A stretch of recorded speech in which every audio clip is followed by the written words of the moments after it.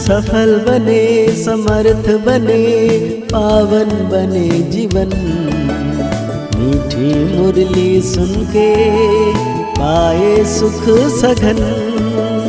आज का चिंतन, आज का चिंतन। ओम शांति। Good morning. सर्व सिद्धिदाता सर्वशक्तिवान परमपिता परमात्मा आज हम बच्चों को कह रहे हैं सर्विस की वृद्धि के नए नए तरीके निकालो। गांव गांव में जाकर सर्विस करो। सर्विस करने के लिए ज्ञान की पराकाष्ठा चाहिए। साथ में बाबा आज हम बच्चों को पूछ रहे हैं बुद्धि से पुरानी दुनिया भूलती जाए, इसकी सहज युक्ति क्या है। बाबा कहते हैं हर घड़ी घर को याद करो, मतलब घड़ी घड़ी अपनी शांति धाम परम धाम को याद करो। बुद्धि में रहे अब मृतलोक से हिसाब किताब चुक्त कर अमर लोक जाना है। देह से भी बेगर, यह देह भी अपनी नहीं है। ऐसा अभ्यास हो तो पुरानी दुनिया भूल जाएगी। इस पुरानी दुनिया में रहते अपनी परिपक्व अवस्था बनानी है। एक रस अवस्था के लिए मेहनत करनी है। बाबा ने बहुत प्यारा सा गीत याद किए हैं। माता ओ माता तू सबकी भाग्य विधाता। बाबा कहते हैं जगदम्बा की महिमा, हाँ कितनी प्यार से करते हैं। भारत में बहुत है। जगदम्बा को भारतवासियों के सिवाय कोई जानते नहीं। नाम सुना है। इसको ईब अर्थात बीबी भी कहते हैं।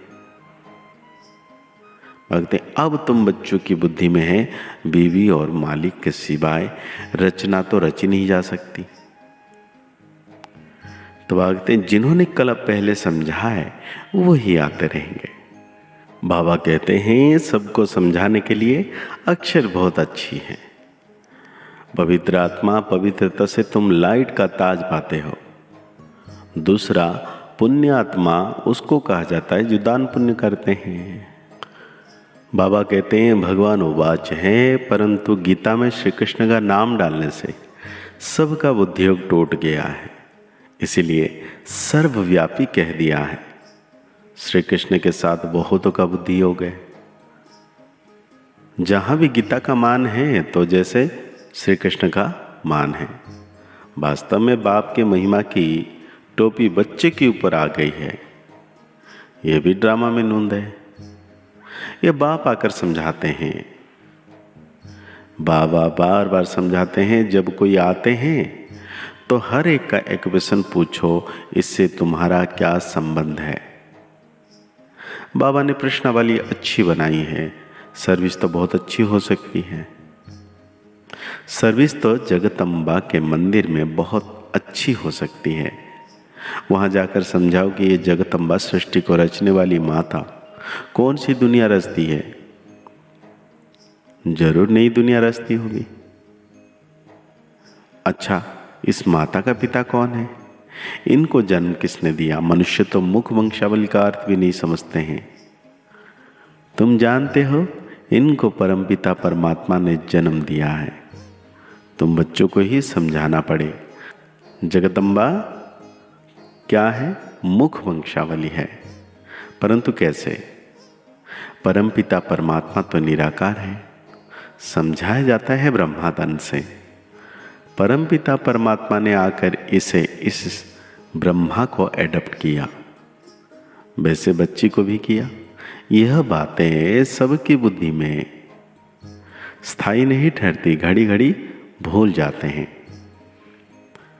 बाबा कहते हैं अभी है कलयुग। फिर से जब तपस्या में बैठे तब तो स्वर्ग के मालिक बने। तुम्हारी बुद्धि में यह सारा ज्ञान रहना चाहिए। बाबा कहते हैं ये जो दिव्य ज्ञान है आप सबकी बुद्धि में रहनी चाहिए, बच्चों की बुद्धि में। मंदिर में बड़ा मेला लगता है, राम के मंदिर में भी जाकर उनका ऑक्यूपेशन बता सकते हो। आहिस्ते आहिस्ते युक्ति से समझाना चाहिए। कई बच्चे लिखते भी हैं, बाबा हमने ऐसे ऐसे समझाया। एक को समझाने से फिर दूसरे निमंत्रण देते हैं। हमारे घर में भी 7 रोज भाषण चले तो अच्छा है, फिर वहाँ से और कोई निकलेगा। कोई भी निमंत्रण दे उनको ऐसा समझाना चाहिए जो छोड़े नहीं। भाषण करने से आसपास वाले मित्र संबंधी आदि भी इकट्ठे होंगे, ऐसी वृद्धि होती है। सेंटर पर इतने आ नहीं सकते हैं, यह अच्छी युक्ति है। ऐसी मेहनत करनी चाहिए। मेहनत करने का ढंग मुश्किल किसको आता है। ज्ञान की प्रकाष्ठा चाहिए। बाबा कितनी दूर से हमको सिखाने आए हैं। बाबा कहते हैं स्कूल में बच्चे बहुत अच्छे चमत्कारी होते हैं, उछलते रहते हैं। यह भी पढ़ाई है, यह वंडरफुल पढ़ाई है। इसमें बूढ़े जवान बच्चे सब पढ़ते हैं। बाबा कहते हैं गरीब और ही, जो गरीब बच्चे हैं गरीबों को और ही अच्छा चांस है।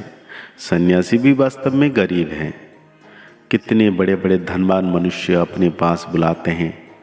सन्यासियों ने घर बार छोड़ा, बेघर हुए हैं, कुछ भी उनके पास नहीं है। तुम भी अभी बेघर हो, फिर प्रिंस बनते हो।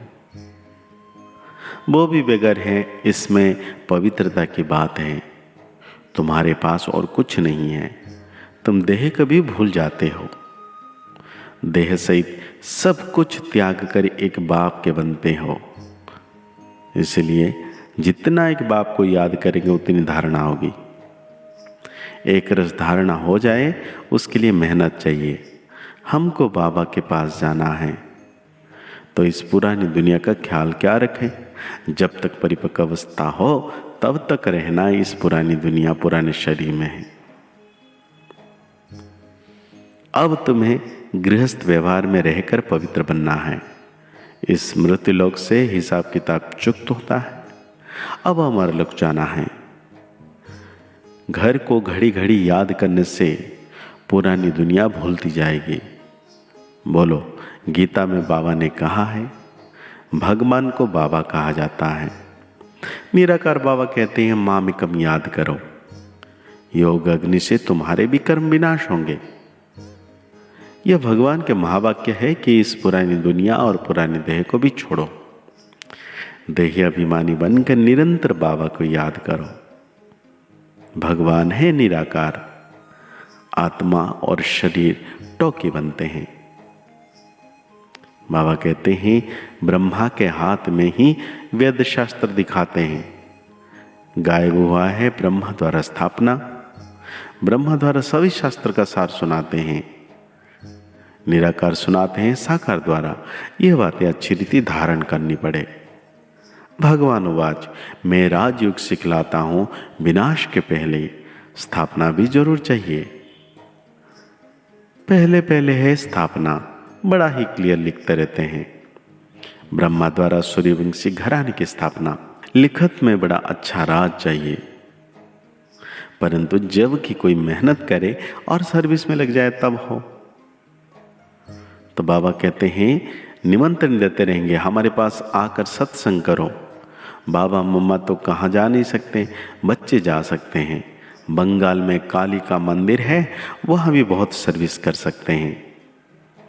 तो आज बाबा हम बच्चों को धारणाओं में कहते हैं देह अभिमान छोड़ सर्विस करनी है।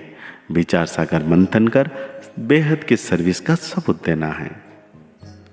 इस मृत्यु लोक से पुराने सब हिसाब किताब चुक्त करने हैं। पुरानी देह और पुरानी दुनिया को बुद्धि से भूलते जाना है। आज बाबा हम बच्चों को वरदान दे रहे हैं, एक स्मृति द्वारा एक स्थिति बनाने वाले ऊंच पद के अधिकारी भवो। एक स्थिति बनाने के लिए सदा एक स्मृति में रहो। अगर एक के बजाय दूसरा कोई भी याद आया तो एक रस के बजाय बहुरस स्थिति हो जाएगी। जिस समय और कोई रस आकर्षित करता है उसी समय यदि आपका अंतिम समय आ जाए तो ऊंच पद पा नहीं सकते। इसलिए हर सेकंड अटेंशन रखो। सदैव एक का पाठ पक्का हो। एक बाप एक ही संगम का समय है और एक स्थिति में रहना है तो उच्च पद का अधिकार मिल जाएगा।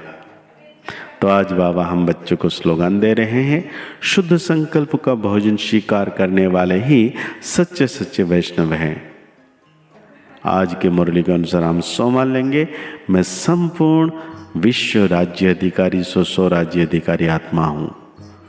मुरली को और गहरी रीति से चिंतन करते हुए निरंतर सर्वशक्तिवान बाबा की याद में रहना है कि बाबा हमेशा मेरे साथ हैं, मेरे मस्तक के ऊपर छत्र छाया बनकर रहते हैं। मुस्कुराते रहिए, आगे बढ़ते रहिए, पुरुषार्थ करते रहिए, खुश रहें, स्वस्थ रहें, मस्त रहें। ओम शांति, ओम शांति, ओम शांति।